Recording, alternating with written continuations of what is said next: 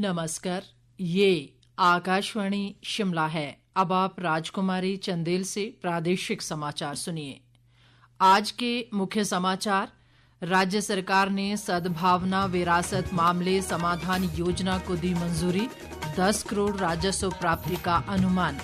राज्यपाल शिव प्रताप शुक्ल ने प्रदेश में बढ़ते नशे के प्रचलन पर जताई चिंता, महिलाओं से नशा मुक्ति अभियान में सहयोग देने का किया आग्रह।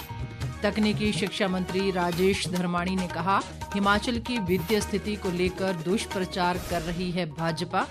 और केंद्रीय बजट 1 फरवरी को होगा पेश, प्रदेश के किसानों व बागवानों को बजट में राहत मिलने की उम्मीद।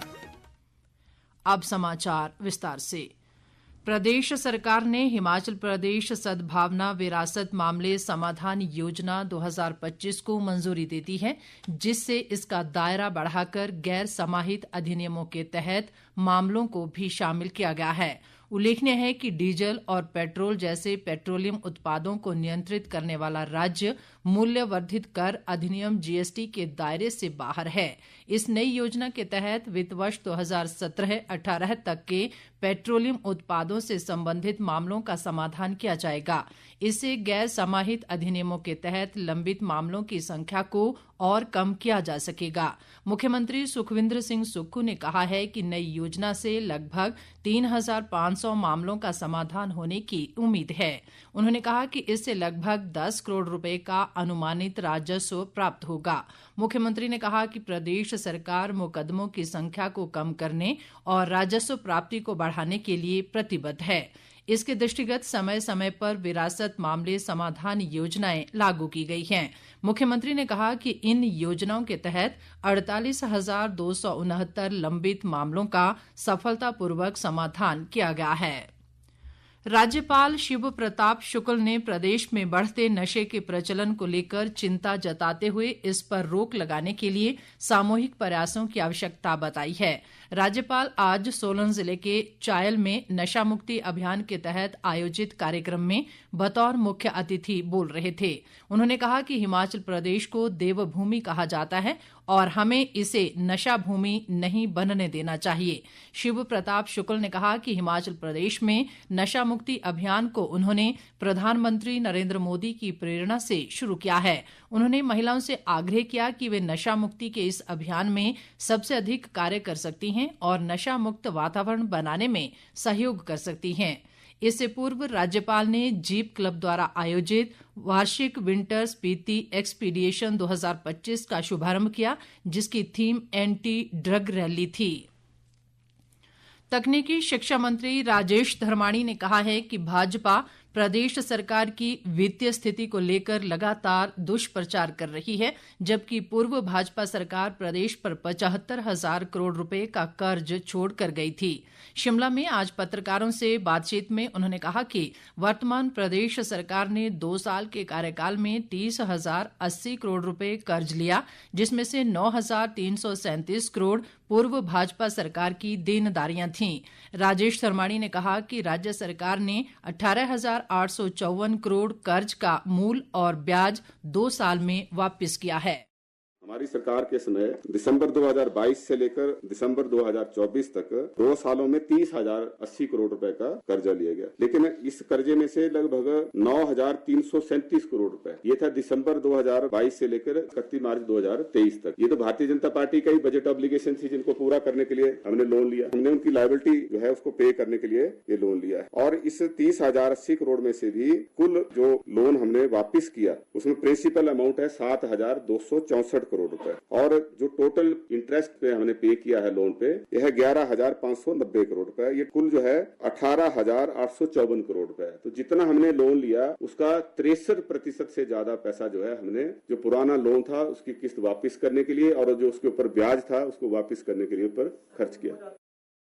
राजेश धर्माणी ने कहा कि वर्तमान प्रदेश सरकार ने 1 साल में 2,631 करोड़ का राजस्व अर्जित किया और वित्तीय अनुशासन लाकर स्थिति को ठीक किया जा रहा है। उन्होंने प्रदेश हित में विपक्ष को सकारात्मक भूमिका निभाने की सलाह भी दी। भारतीय जनता पार्टी के जो नेता हैं उनसे आग्रह करेंगे कि आप अगर हिमाचल की मदद नहीं कर सकते हैं, हिमाचल के हितों की पैरवी दिल्ली में नहीं कर सकते हैं, तो कम से कम हिमाचल को बदनाम करने का जो आपने अभियान छेड़ा है इसको बंद करें और लोगों का सहयोग देने की कोशिश करें और सरकार के साथ खड़े हों। मुख्यमंत्री जी ने भी हाउस में भी कहा था कि दिल्ली अगर आप जाने के लिए तैयार होते हैं तो हम आपको साथ ले जाएंगे, लेकिन वो तो साथ देना तो बड़े दूर की बात है, लेकिन उल्टा जो है ये दुष्प्रचार का जो अभियान चलाया है जो निंदनीय है, इस पे इनको परहेज करना चाहिए। ताज़ा समाचारों के लिए आप हमारे Facebook page all India radio news Shimla, x handle @AIR News_शिमला और YouTube channel AIR Shimla news पर लॉगिन कर सकते हैं। बाकी समाचार अंतराल के बाद। प्रादेशिक समाचार बुलेटिन में एक बार फिर आपका स्वागत है। बाकी समाचारों में संसद का बजट सत्र 31 जनवरी से शुरू होगा। सत्र के पहले दिन राष्ट्रपति द्रौपदी मुर्मू लोकसभा और राज्यसभा की संयुक्त बैठक को संबोधित करेंगी। वित्त मंत्री निर्मला सीतारामन 1 फरवरी को केंद्रीय बजट पेश करेंगी। केंद्रीय बजट से प्रदेश के किसानों और बागवानों को भी काफी उम्मीदें हैं। हिमाचल प्रदेश संयुक्त किसान मंच के संयोजक हरीश चौहान ने कीटनाशकों और खादों के अलावा सेब के पैकेजिंग व बागवानी उपकरणों पर जीएसटी में राहत देने की केंद्र सरकार से मांग की है। उन्होंने कहा कि बजट में हिमाचल के सेब बागवानों के लिए विशेष पैकेज दिया जाना चाहिए। हिमाचल प्रदेश में हमें बड़ी उम्मीद है किसानों बागवानों को। हिमाचल प्रदेश में जितने पेस्टिसाइड फंजीसाइड्स है उसके ऊपर जीएसटी लगता है, चाहे टूल्स है हमारे, चाहे मशीनें हैं, एंटी हेल नेट्स है, चाहे पॉली हाउसेज है या पैकेजिंग मटेरियल है। तो हमने केंद्र सरकार से आग्रह किया है कि उसको जो है पूरी तरह से एग्जम्प्ट किया जाए जीएसटी। इसके अलावा जो आयात शुल्क है 100% किया जाए और उम्मीद रखते हैं कि इस बजट में हम हिमाचल प्रदेश के किसानों बागवानों को निश्चित रूप से कोई फायदा होगा। वहीं अन्य बागवानों ने भी केंद्रीय बजट में खाद व अन्य उपकरणों पर सब्सिडी मिलने की उम्मीद जताई है। मेरा नाम साहिल भिमटा है जी। सेंटर के बजट से यही उम्मीद है कि जितने भी हमारे फार्मिंग में उपकरण जो भी होते हैं उसकी सब्सिडी डायरेक्ट मिले और जल्द से जल्द मिले। 3-3, 4-4 सालों से हमें सब्सिडियां नहीं मिल रही है और जितनी भी खादों पे है वो भी रेट बढ़े हैं, तो हम उम्मीद करेंगे कि उस पे भी सब्सिडी गवर्नमेंट बढ़ाए ताकि हमें कम से कम सस्ते से सस्ते दामों पे खादे मिले। सरकार किसानों के लिए जो भी बजट पेश करती है वो डायरेक्ट किसानों तक पहुंचे। अभी आप देख लीजिए जो किसानों की जरूरत की चीजें हैं उस पर भी बागवानों को कोई सब्सिडी नहीं मिल रही।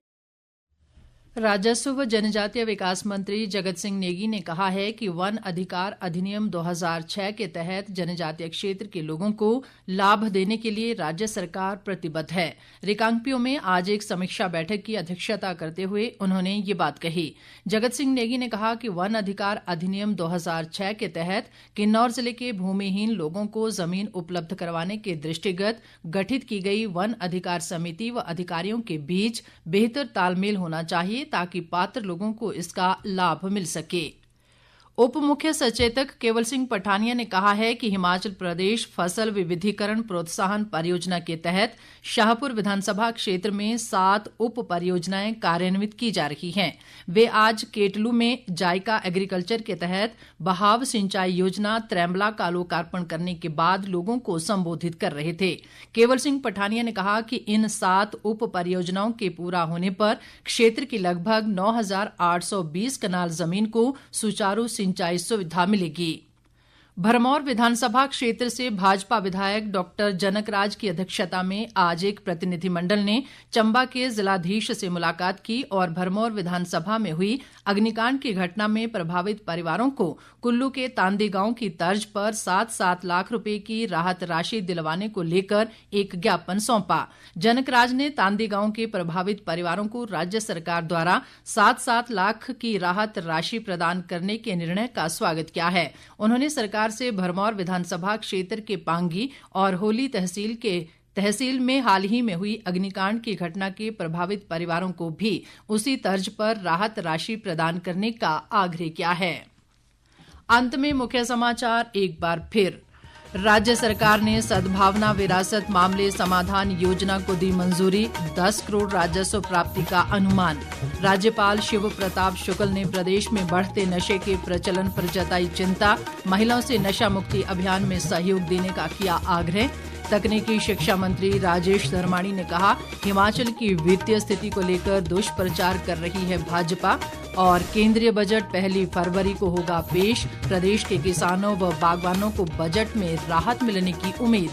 इसके साथ ही ये समाचार बुलेटिन समाप्त हुआ। हमारा अगला बुलेटिन आप सुन सकते हैं कल सुबह 9:20 पर। नमस्कार।